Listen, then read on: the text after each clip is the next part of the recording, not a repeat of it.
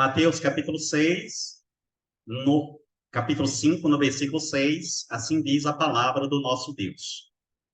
Bem-aventurados os que têm fome e sede de justiça, porque serão fartos. Amém? Oremos, Senhor, obrigado pela tua palavra. Pedimos que o Senhor aplique no nosso coração nessa noite. Fala conosco, Senhor, em nome de Jesus. Amém. Podeis assentar, meus irmãos?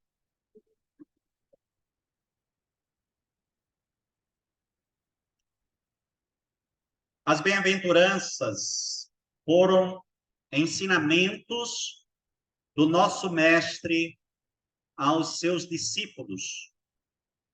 Frases de efeito curtas para fixar melhor seus princípios, os seus ensinamentos na mente de cada um. As bem-aventuranças, meus irmãos, foram direcionadas especialmente para o povo de Deus, para a igreja do Senhor, visto que são ensinamentos muito altos, muito exigentes, e que somente com a ajuda do Espírito Santo é possível atender tais ensinamentos. Somente com a ajuda do próprio Deus você poderá ter fome de Deus. Por exemplo, quando ele diz: bem-aventurado aquele que tem fome e sede da justiça. Ou então, bem-aventurados os humildes de espírito, que nada mais é do que depender de Deus. Não tem nada a ver com aquilo que a gente imagina de alguém andando de cabeça baixa. Isso não é humildade de espírito. Humildade de espírito, o pobre de espírito, é depender de Deus. É se humilhar na presença do Senhor. É reconhecer Deus na sua vida. A grande verdade é que o ser humano se afastou do Criador desde o princípio. O ser humano quebrou a lei de Deus e ficou arrogante, presunçoso, altivo, autossuficiente para a sua própria destruição. Nenhum de nós é autônomo, nenhum de nós pode viver sem o Criador. Foi Deus que nos criou, nós não nos criamos a nós mesmos, nós não somos donos de nós mesmos, nós não temos capacidade de dar conta da nossa própria vida. Então, nós dependemos de Deus, como um bebê depende da mãe. Um bebê não sobreviveria sem a mãe, ou sem alguém para cuidar, para sustentar, para amamentar. Nós, quando pecamos, quando ofendemos a Deus no princípio, quando eu falo nós, é toda a humanidade. A humanidade é uma só. Quando nós quebramos a lei de Deus, quando nós ofendemos a Deus, nós ficamos afastados dele. E aí, nós vemos todas as consequências, todos os males desta vida. Como entender os males da vida?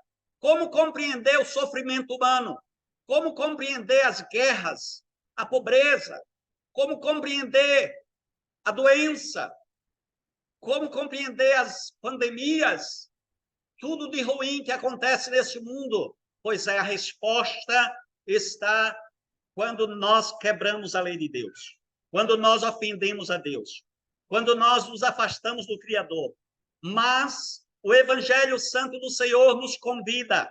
O Evangelho Santo do Senhor convida o homem para que se arrependa, para que se volte para o Criador, para que se humilhe e reconheça que é impossível viver uma vida feliz, abençoada, nesta e na outra vida, sem Deus, sem a graça de Deus. E Deus mostra o caminho. E Deus deu o Salvador. O caminho é o próprio Filho dele, o Senhor Jesus Cristo, quando ele disse: eu sou o caminho e a verdade e a vida, ninguém vem ao Pai senão por mim. E o Senhor Jesus Cristo, quando começou a pregar o seu evangelho e a fazer as curas para demonstrar que de fato ele era o Filho de Deus, ele também ensinava a lei de Deus, os princípios da palavra de Deus para as pessoas. E um dos ensinamentos foram justamente essas bem-aventuranças, como estão aí. Bem-aventurados os humildes de espírito, porque deles é o reino dos céus. Bem-aventurados os que choram, porque serão consolados. Bem-aventurados os mansos, porque herdarão a terra. Bem-aventurados os que têm fome e sede de justiça, porque serão fartos. E o desafio de Deus nesta noite é que nós tenhamos fome e sede de justiça. Fome e sede. Presta atenção. Dois termos que o nosso Senhor se utilizou, exemplificando uma pessoa que tem fome e sede. Quem tem fome tem pressa. Quem tem sede tem pressa. Precisa urgentemente, desesperadamente de comida e de água. Só que aqui é algo, é uma linguagem para algo físico, mas que é aplicado no espírito, aplicado para a vida espiritual. Ou seja, da mesma forma como nós, quando temos fome e sede e precisamos matar a fome e dessedentar a sede, nós também precisamos urgentemente matar a fome espiritual e a sede da alma. E somente Jesus Cristo, Filho de Deus, pode matar a sede. Somente Jesus Cristo, Filho de Deus, pode saciar a nossa fome espiritual. Ou, em outras palavras, nos reconciliar com Deus, nos perdoar os pecados, curar a nossa alma ferida, afastada de Deus, esta alma que ficou longe do Criador e que Deus está nos dando uma grande oportunidade para nós nos reconciliarmos com Ele e vivermos para Ele, para a glória dEle. E eu gostaria que nós pudéssemos estudar esse texto aí para o nosso crescimento e enriquecimento espiritual. A palavra de Deus, então, em primeiro lugar, nos informa que fome e sede de justiça é desejar o conhecimento de Deus. De acordo com os comentaristas, os teólogos, os estudiosos, eles entendem esse texto desta forma, que, em primeiro lugar, fome e sede de justiça é desejar ardentemente conhecer a Deus. Sem o conhecimento de Deus é impossível você ser salvo. O conhecimento de Deus é você saber quem é Deus. E ele se revelou à humanidade. Primariamente aos profetas lá no passado. Deus chegou para Abraão pessoalmente, conversou com Abraão, fez uma aliança com Abraão e promessas que abençoaria a sua descendência e todos aqueles que tivessem fé com Abraão. Deus chega para os outros profetas como Moisés e também dá a Moisés a sua revelação. Como que querendo dizer, olha, Moisés, a humanidade está perdida, caída, de tal maneira que os povos pagãos adoram deuses falsos, ídolos, mudos, e eles estão perdidos, sem Deus e sem a graça de Deus, a ponto de sacrificarem os seus próprios filhos a demônios. Meus irmãos, é uma coisa estarrecedora somente imaginar esta cena. Sim, os povos pagãos, em toda a história, adoraram ídolos e a demônios. E você imagine eles adorando a deuses falsos, porque eles não conheciam o Deus vivo e verdadeiro, e eles adorando aos ídolos e aos demônios, e eles imaginarem que estes ídolos ou esses demônios requer sacrifício dos seus próprios filhos. E os seus pais, no passado, pegavam um ou alguns dos seus filhos e jogavam na fogueira como sacrifício, como culto, como que querendo aplacar a ira dos deuses. E esta atitude ofendeu e ofende a Deus, o Deus verdadeiro. Até hoje, esta aberração existe. Até hoje, as pessoas fazem sacrifícios Até hoje, as pessoas ofendem a Deus com seus sacrifícios aos demônios. Até hoje, as pessoas ofendem a Deus servindo ao inimigo. E aí, o evangelho precisa ser conhecido. E este conhecimento do evangelho só é possível através da pregação do evangelho. E o Senhor levanta profetas, evangelistas, missionários para pregar o evangelho. E esses evangelistas chegam nas cidades ou então nas tribos, nos lugares mais distantes e começam a pregar a palavra de Deus. E um desses evangelistas chegou numa tribo, num local bem distante, e ali pregava o evangelho para o povo, para aquela população, para aquela tribo. E ele clamava plenos pulmões que as pessoas receberiam perdão, a graça de Deus, caso confiassem na misericórdia dele e confiassem em Jesus Cristo. E, em um certo momento, a mulher do cacique da tribo se levantou do seu lugar e foi em direção ao pregador, clamando: quem me libertará? Quem me libertará? Quem perdoará os meus pecados? Eu sou uma criminosa. Eu já cometi muitos crimes. Eu preciso de libertação. Eu preciso de perdão. E o pregador falou: Jesus Cristo te liberta. Então, somente se você crê que Jesus Cristo é o Filho de Deus, se a senhora crê que Jesus liberta a sua alma, a senhora será liberta neste momento. E Deus a aceitará, a perdoará, a curará, a transformará. E ela entregou a vida a Jesus e foi liberta e foi transformada completamente. Porque é exatamente isto. É através do conhecimento de Deus que nós somos libertos, que nós somos salvos. Então, fome e sede de justiça significa isso, conhecer a Deus. E a palavra diz: conheçamos e prossigamos em conhecer o Senhor. Como a alba, a sua vinda é certa. E ele descerá sobre nós como chuva serôdia que rega a terra. Se nós não conhecermos a Deus, não poderemos ser salvos por ele.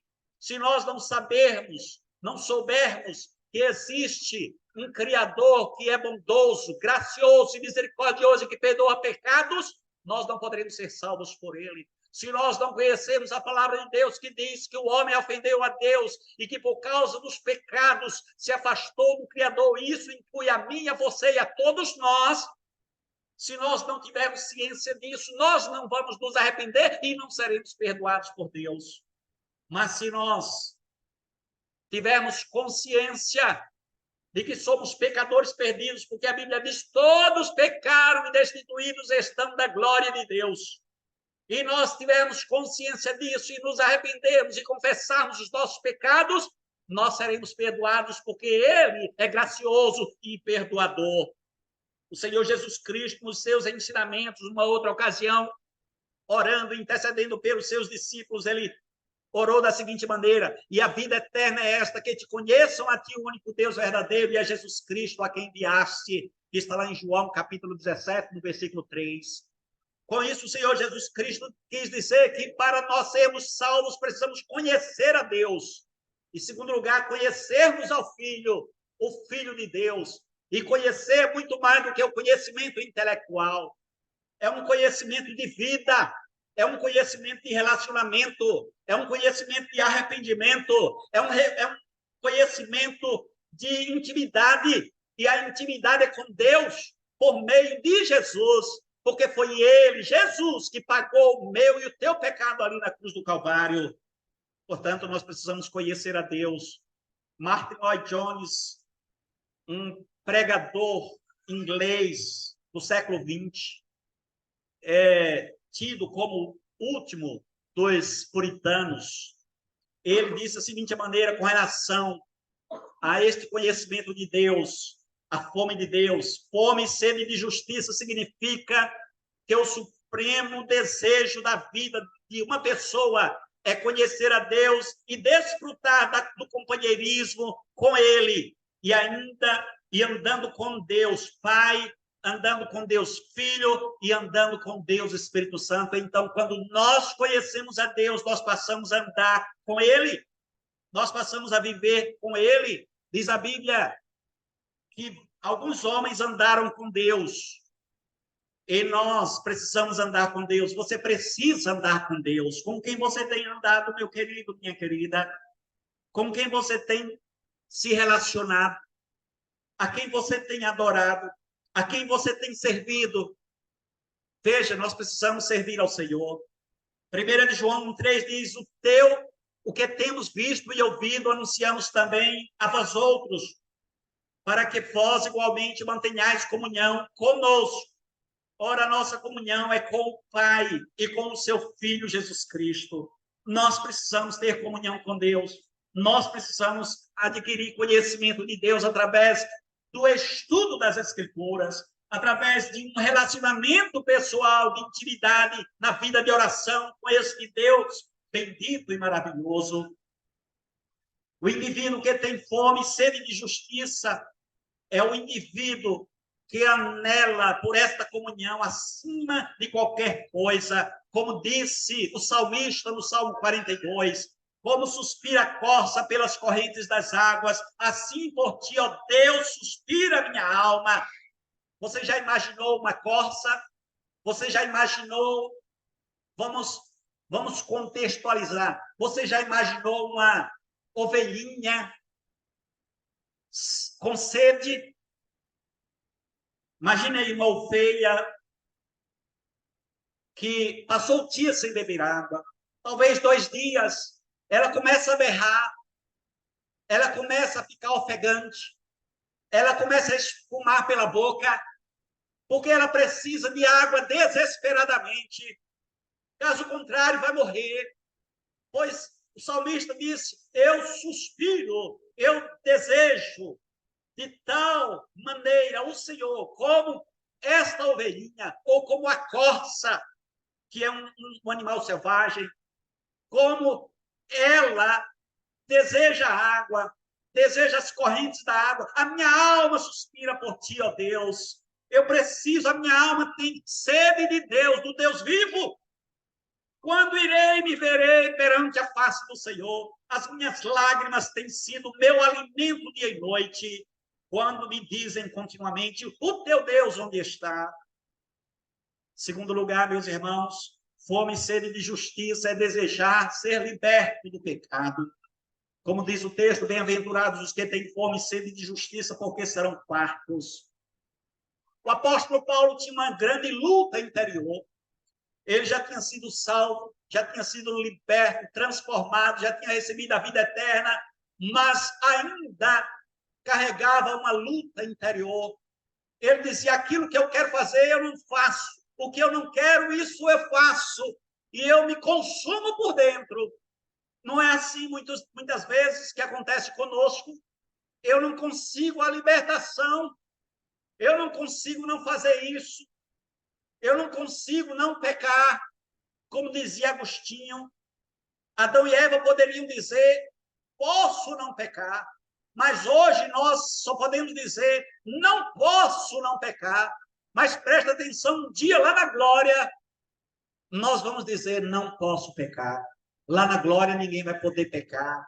Lá na glória vai ser pureza, santidade, vai ser comunhão com Deus, vida eterna para sempre, santidade na presença do Senhor. E aí Paulo dizia, porque o que faço não o aprovo, pois o que quero, isso não faço, mas o que aborreço, isso faço. Que consumição, que angústia, que tristeza. Ainda diz assim, porque não faço o bem que quero, mas o mal que não quero, esse faço. Dizia ele lá em Romanos capítulo 7. Então, meus irmãos, para enfrentarmos o pecado, nós precisamos ocupar a nossa mente. Precisamos ocupar a nossa mente com a palavra de Deus.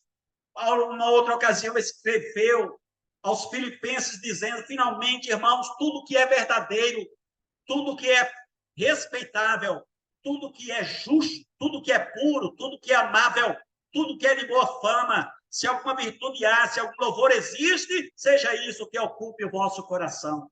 Você precisa nutrir a sua alma com a palavra de Deus. Você precisa cultivar agora bons pensamentos.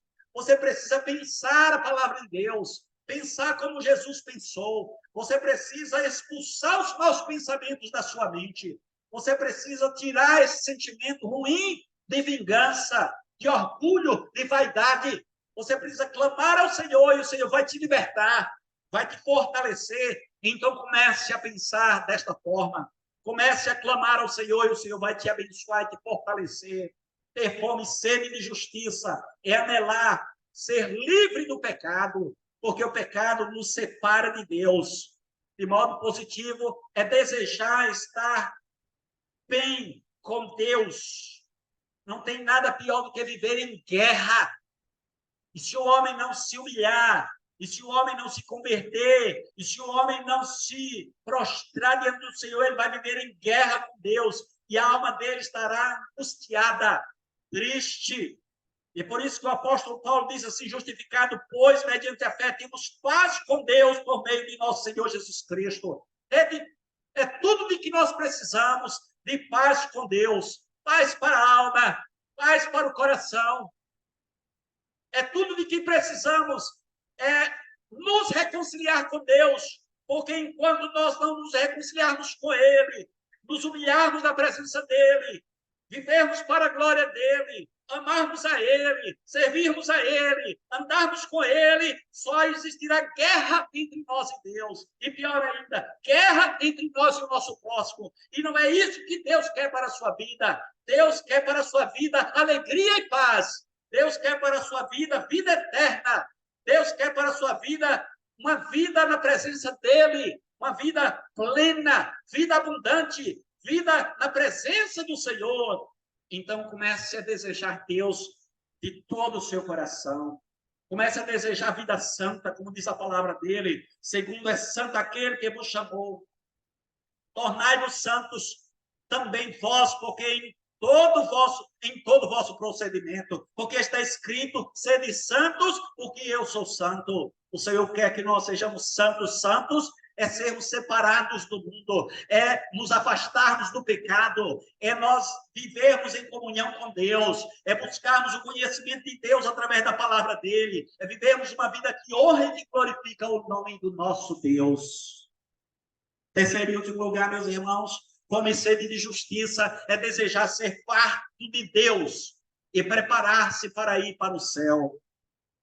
Vou repetir o versículo: bem-aventurados os que têm fome e sede de justiça, porque serão fartos. Ser farto de Deus é crer, em primeiríssimo lugar, no Salvador. Você já creu no Salvador? Você já creu em Jesus como Senhor e Salvador da sua vida? Então você está no caminho. Se você confessou ou confessar com sua boca, como diz a palavra, se com a tua boca confessares a Jesus e em teu coração creres que Deus o ressuscitou dos mortos, será salvo, porque com o coração se crê para a justiça e com a boca se confessa a respeito da salvação. Então, é imprescindível que você faça isso, que você publique isso, que você fale em alto e bom som para todo mundo ouvir. Eu creio em Jesus, eu amo a Jesus, eu quero viver adorando a Jesus, eu quero andar nos caminhos de Jesus, eu quero honrar e glorificar a Jesus. E desta forma você terá a vida eterna, e dessa forma você receberá a salvação para sempre. É assim que os crentes fazem, é assim que os servos do Senhor fazem, é assim que todos nós devemos fazer, confessar publicamente a Jesus. O Senhor Jesus Cristo, numa outra ocasião, disse para os seus discípulos: aquele que tiver vergonha de mim, aquele que tiver vergonha de me confessar publicamente, eu vou ter vergonha também quando chegar lá no céu. Se com a tua boca confessares a Jesus e em teu coração creres que Deus ressuscitou dos mortos, será salvo. Então você precisa confessar. Este é o primeiro passo para você ter o conhecimento de Deus e para você ter a vida eterna. Quando cremos em Jesus, somos imediatamente justificados, perdoados, transformados, abençoados, e justificados é tornados justos. Sabe o que foi que Deus fez? Deus olhou para cada um de nós e ele viu o pecado.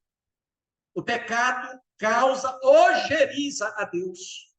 O pecado ofende a Deus. O pecado causa nojo em Deus. E ele olhou para nós e viu o pecado. E aí ele resolveu que os nossos pecados seriam tirados de nós e transferidos para o filho dele. E ele fez isso, ele fez essa mudança, essa permuta. Ele pegou os nossos pecados e colocou sobre o filho dele, e pegou a santidade do filho dele e colocou em nós. Isso é justificação. Deus nos aceitou por meio de Cristo. E agora, quando ele olha para nós, não vê mais pecado. Ele vê o filho dele. Quando ele olha para você, ele vê Jesus. Quando ele olha para a sua vida, ele vê agora o filho dele. Você agora é uma pessoa santa, santificada, regenerada, justificada. E ele te aceita como filho, como servo, porque agora você creu no filho dele. A partir, então, deste momento, ele olha para nós e ele vê em nós retidão. Ele enxerga em nós o seu filho, não vê mais pecado, não enxerga mais pecado, mas é retidão, santidade, pureza, porque Jesus habita em cada um de nós. Jesus habita em ti, meu amado, minha amada. Jesus é o Filho de Deus, está no teu coração, na tua vida, porque você confessou publicamente, porque você agora serve a Ele de todo o coração.